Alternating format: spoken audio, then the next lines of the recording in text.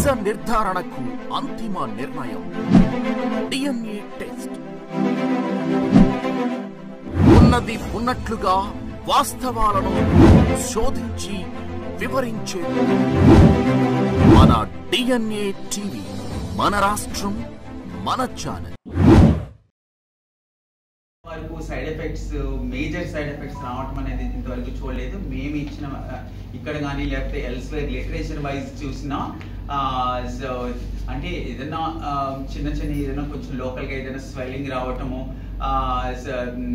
అటువంటి ఇదే కానీ దానివల్ల సివియర్ ఎనాఫిలాక్సిస్ అంటే సివియర్ ఎలర్జిక్ రియాక్షన్స్ రావటం కానీ లాంగ్ టర్మ్లో ఏదైనా సైడ్ ఎఫెక్ట్స్ రావటం కానీ ఈ వ్యాక్సిన్కి ఇంతవరకు ఎక్కడ లిటరేచర్లో లేదు. మేము మా పర్సనల్ ఎక్స్పీరియన్స్లో కూడా చూడలేదు. It's all recommended vaccine world wide and it definitely helps and awareness తీసుకురండి, అది మీ చేతిలో ఉంది. లాస్ట్ 2006లో నుంచి మనం మిలియన్స్ ఆఫ్ డోసెస్ పాపులేషన్లోకి అక్రాస్ ద గ్లోబ్. సో ఇప్పటి వరకు రికగ్నైజ్డ్ లాంగ్ టర్మ్ కాంప్లికేషన్స్ కూడా ఏమి, షార్ట్ టర్మ్ అయితే మనం ఎలాగ చూస్తూ ఉన్నామో మన దగ్గర, బట్ లాంగ్ టర్మ్ కాంప్లికేషన్స్ కూడా మనం ఏమి significant long term complications, side effects ఏమీ లేవు particular vaccine. Millions of doses already వెళ్ళినాయి గ్లోబల్. 45 years దాటినోళ్ళు రియలీ గుడ్. వాళ్ళు ఈ వ్యాక్సిన్ వస్తుందేమో తెలియదు, బట్ ఎందుకంటే ఇది చాలా ఎక్స్పెన్సివ్ వ్యాక్సిన్ కాబట్టి వాళ్ళ రొటీన్ వ్యాక్సినేషన్ స్కెడ్యూల్లో మరి పెట్టడానికి అది టైం పట్టవచ్చు. ఎందుకంటే ఆ డోసింగ్ వచ్చేసరికి 6,000 రూపీస్ అవుతుంది కాబట్టి. కానీ కొంచెం అవేర్నెస్ మీరు తీసుకురాగలిగితే కనుక దాన్ని ఇంకా ఎక్కువ మంది స్పాన్సర్స్ కానీ ఎక్కువ మంది ఈ ఫిలాంథ్రోపిస్ట్స్ వాళ్ళు కంట్రిబ్యూట్ చేయగలిగితే మనం ఇంకా ఎక్కువ మంది గర్ల్స్ అండ్ ఉమెన్కి వ్యాక్సిన్ ఇస్తే ఇందాక పద్మ గారు చెప్పినట్టుగా దాదాపు 90% క్యాన్సర్స్, సర్వైకల్ క్యాన్సర్ అనేది రాకుండా ప్రొటెక్ట్ చేయొచ్చండి. చూడండి ఇప్పుడు ఎంత మంది లక్షలు సఫర్ అవుతున్నారు ఆడపిల్లలు. వాళ్ళు చూస్తే మా ఎంగేజ్లోనే ఉంటారు, 30 years, 40 years, 45 years వాళ్ళకి సర్వైకల్ క్యాన్సర్ వచ్చేసి వాళ్ళకి ఎంత ఇబ్బంది పడి ఎంతమంది ఇదైపోతున్నారు. దానికి సింపుల్గా వ్యాక్సిన్ వేస్తే 90% ప్రొడక్షన్ అంటే చాలా ఎక్కువ కదండి. సో అవేర్నెస్ తీసుకురావాలి ప్రజల్లో. సో మీరు అది తీసుకురాగలిగితే కనుక ఇటువంటి చాలా ఇంపార్టెంట్ అండి. అంటే మీరు న్యూస్ నేనేం తెలుసుకోలేదు. ఈ ఏజ్ గ్రూప్లో బిలో వాళ్ళకి ఇస్తే కనుక దాని ఎఫికసీ అది బాగుంటుంది, దానివల్ల అడ్వాంటేజ్ ఉంటుంది అనేది స్టడీస్లో వచ్చేసింది. దాన్ని బట్టి ఒక ఏజ్ కట్ ఆఫ్ పెట్టుకుని ఆ రికమెండేషన్ ఇచ్చారనమాట. If you have to go in to the depth, దానిలోకి డీప్గా వెళ్ళాలంటే ఈ వైరస్ ట్రాన్స్మిషన్ బాయ్స్ గర్ల్స్ మధ్య, విమెన్ మెన్ మధ్య కూడా ఈ ట్రాన్స్మిషన్ జరుగుతుంది. సో అందుకని కొన్ని కంట్రీస్లో చాలా వరకు బాయ్స్కి కూడా అది మన నెక్స్ట్ స్టెప్, బాయ్స్ని కూడా వ్యాక్సినేట్ చేయాలి అని చెప్పేసి ఉన్నారు. సో ప్రస్తుతం మనం విమెన్కి ఈ age group, targeted age groups చెప్పినట్టు ఆ టార్గెటెడ్ ఏజ్ గ్రూప్కి వెళ్ళి దీన్ని కవర్ చేస్తే మనం మేజర్గా ప్రివెంట్ చేయగలుగుతాం. 40 lakhs అనమాట ఈ జస్ట్ వ్యాక్సిన్ కోసమని, వ్యాక్సిన్ క్యాంపెయిన్ కోసమని. సో దాంతో వ్యాక్సిన్స్ మేము తీసుకున్నాము. సో ఆంధ్ర హాస్పిటల్స్ సపోర్ట్తో. సో ఆల్రెడీ ఇంతకుముందు మేము స్టార్ట్ చేసాము నమ్రత గారు వచ్చినప్పుడు. సో ప్రాపర్గా క్యాంపెయిన్ చేసుకుని ఇంకా ఎక్కువ మందికి ఇవి ఇద్దామని. సో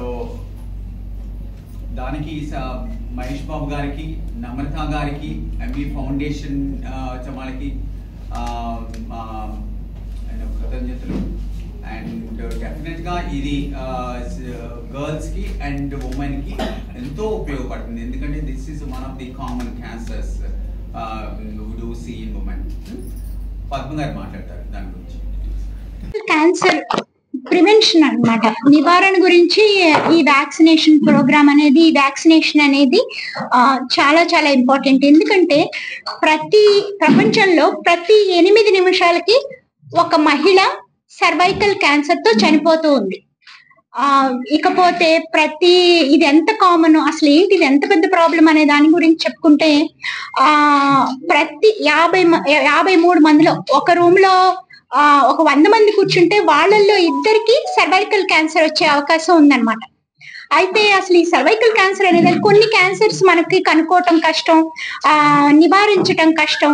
కానీ ఈ సర్వైకల్ క్యాన్సర్ అనేది మనం గనక ఈ వ్యాక్సినేషన్ ప్రోగ్రామ్ సరిగ్గా గనక చేయగలిగితే ఇండియాలో సో మనకి సర్వైకల్ క్యాన్సర్ ని చాలా వరకు నివారించవచ్చు. అయితే ఈ సర్వైకల్ క్యాన్సర్ అంటే ఏంటి? గర్భాశయం ఆ ద్వారాన్ని సర్విక్స్ అంటాం. ఆ గర్భాశయ ద్వారానికి వచ్చే క్యాన్సర్ సర్వైకల్ క్యాన్సర్. ఈ సర్వైకల్ క్యాన్సర్ అనేది వైరస్ వల్ల ఎక్కువగా వస్తూ ఉంటుంది. ఒక వైరస్, ఈ వ్యాక్సిన్ ఆ వైరస్ ని నివారించుతుంది అనమాట.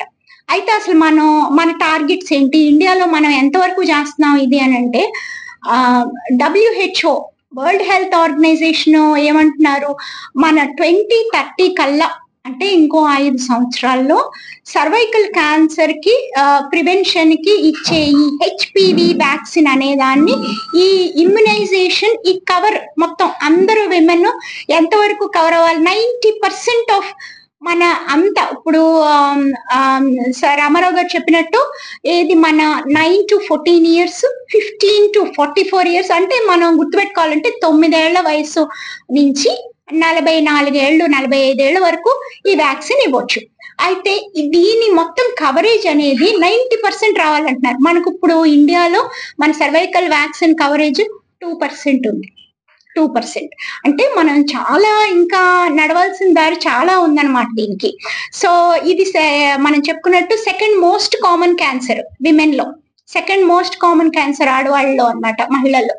ఇక దీన్ని మనం ఏ రకంగా ఇప్పుడు ఇలాంటి వ్యాక్సినేషన్ ప్రోగ్రామ్స్ ఇలాగా ఏంటి చారిటీలో కానీ ముందుకొచ్చే స్కూల్స్ కొంత కంట్రిబ్యూషన్ కానీ, యాక్చువల్గా సిక్కింలో అంటే మన దేశంలోనే సిక్కింలో వ్యాక్సినేషన్ ఆల్మోస్ట్ 98% వాళ్ళు ఒక్క స్కూల్ వ్యాక్సినేషన్ ద్వారా, స్కూల్స్ ని వ్యాక్సినేషన్ పూర్తిగా చేయటం ద్వారా 98% అచీవ్ చేశారు. అంటే మనం చేయగలం. అసలు అదో పెద్ద, ప్రతి 8 నిమిషాలకు ఒక మహిళ చనిపోతూ ఉంది, దాన్ని వ్యాక్సిన్ వల్ల నివారించవచ్చు అనేది. సో స్కూల్లో వ్యాక్సినేషన్ ప్రోగ్రామ్ ఇలా హాస్పిటల్స్ కానీ లేకపోతే ఈ డొనేషన్స్ వచ్చిన దాని వల్ల ముందుకొచ్చే ఈ ఫౌండేషన్స్, ఆర్గనైజేషన్, చారిటబుల్ ఆర్గనైజేషన్స్ వల్ల వీళ్ళందరూ తర్వాత ఏంటంటే ఈ కాస్ట్ ఎక్కువ ఉండటం వల్ల యూనివర్సల్ గా ఈ వ్యాక్సినేషన్ ప్రోగ్రామ్ వస్తుంది. అది కూడా నేషనల్ వ్యాక్సినేషన్ ప్రోగ్రామ్ లో ఇది ఇంకా లేదు. అందుకని మన అందరం ముందుకి నడిచి ఇలా ఈ ప్రోగ్రామ్ వ్యాక్సినేషన్ ప్రోగ్రామ్స్ తో